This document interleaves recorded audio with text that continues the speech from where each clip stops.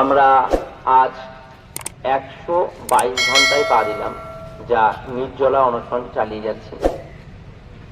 আমাদের কাছে দুপুর 2টো নাগাদ সংবাদ আছে যে ওনারা আমাদের সঙ্গে নবান্নের সভাঘরে বসবেন এবং আলোচনা করবেন। সেই মতো আমাদেরকে ওখানে নিয়ে যাওয়া হয় এবং ওনারা আমাদের সঙ্গে আলোচনায় বসেন। ওনারা প্রথম প্রস্তাব দেন যে আমাদের লাইভলিহুড চালানোর জন্য গ্রুপ ডিদের ক্ষেত্রে 20,000 টাকা ও গ্রুপ সিদের ক্ষেত্রে 25,000 টাকা প্রতি মাসে ওনারা দেবেন ওনাদের ইন্টারিম রিলিফ হিসাবে, আর এটা দেওয়া হবে। তো প্রথম কথা বলি, আমরা কিন্তু যারা যোগ্যতার ভিত্তিতে পরীক্ষার সবকটা ধাপ উত্তীর্ণ হয়ে চাকরিতে জয়েন করেছিলাম, তারা কিন্তু 60 বছর পর্যন্ত নিজের অনারিয়াম ড্র করার জন্য গিয়েছিলাম। তো এই আমাদের যে ইন্টারিম রিলিফ, এটার জন্য কিন্তু আমরা যাইনি।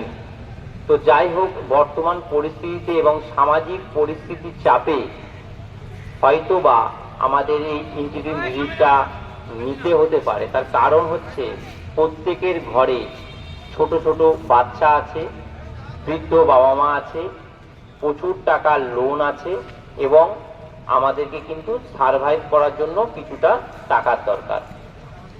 তো সেক্ষেত্রেও আমরা বলেছি যে আমাদের যারা গ্রুপ সি আছে, যেহেতু আমাদের গ্রস স্যালারি প্রায় 36,000 টাকা, তাই ওনাদেরকে আমাদের যে ইন্টারিম রিলিফের টাকাটা সেটা 30,000 টাকা পর্যন্ত চিন্তা ভাবনা করা হোক।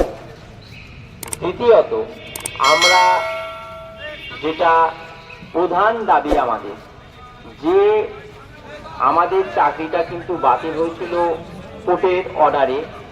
তো সেই কোর্টের অর্ডার বা আইনি প্রক্রিয়ায় যদি আমাদেরকে জয়লাভ করতে হয়, সেটা কিন্তু আইনি প্রক্রিয়ার মাধ্যমেই করতে হবে এবং আইনি প্রক্রিয়ার মাধ্যমে কিন্তু আমরা সম্মানের সহিত আমাদের চাকরিতে বা আমাদের স্কুলে আমরা ফিরে যেতে পারবো। তার জন্য প্রথম এবং প্রধান উপাদান হিসাবে আমাদের মনে হয়েছে যে সোকল টেন্টেড এবং নট স্পেসিফাইড টেন্টেড, অর্থাৎ যোগ্য অযোগ্যের যে লিস্ট, সেটা সার্টিফাইড করা কপি, সেই কপিটা ওনাদের কাছে আমরা চেয়েছি এবং আমাদের প্রধান দাবি হিসাবে রেখেছি। ওনারা আমাদেরকে সেই যোগ্য অযোগ্যের যে লিস্ট, সেই লিস্ট দেওয়ার ব্যাপারে কোনো রকম আশ্বাস বাণী দেননি। তাই আমরা আমাদের অনশন এবং অবস্থান দুটোই কন্টিনিউ রাখার আর্জি আমাদের সহবন্ধুদের কাছে রাখবো এবং আমরা তো অনশন রাখছি।